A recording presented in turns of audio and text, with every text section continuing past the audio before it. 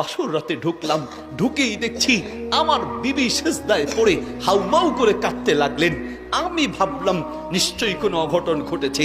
আমি মনে মনে ভয় হলো যে আমার বিবি বোধহয় বিয়েতে রাজি নেই, আমার শ্বশুর জোর করে বিয়ে দিয়েছে। वीडियो को लाइक, चैनल को सब्सक्राइब और कमेंट में जरूर बताना कि तुम्हारे चैनल पे कितने सब्सक्राइबर्स कंप्लीट हो चुके हैं। सिंपली আমি বিবিকে বললাম, বিবি দেখো, আমি তোমাকে টাচ করব না, আমি তোমাকে স্পর্শ করব না, ভয়ের কোনো কারণ নেই। তুমি কাঁদবে এটা আমি মেনে নিতে পারি না। শোনো, যদি তোমার আমাকে অপছন্দ হয়, বিয়েতে রাজি না হও, অসুবিধা নাই, আমি তোমাকে সুযোগ করে দিব, তোমাকে আমি স্পর্শ করব না।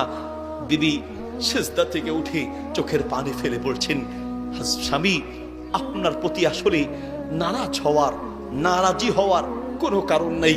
আপনার দিনদারিত্বের প্রশংসা পুরো এলাকা জুড়ে আছে, আমার বাবাও অনেক প্রশংসা করেছেন। বলতে গেলে আমি আপনার যোগ্য নই। আরে বিবি কি বলো?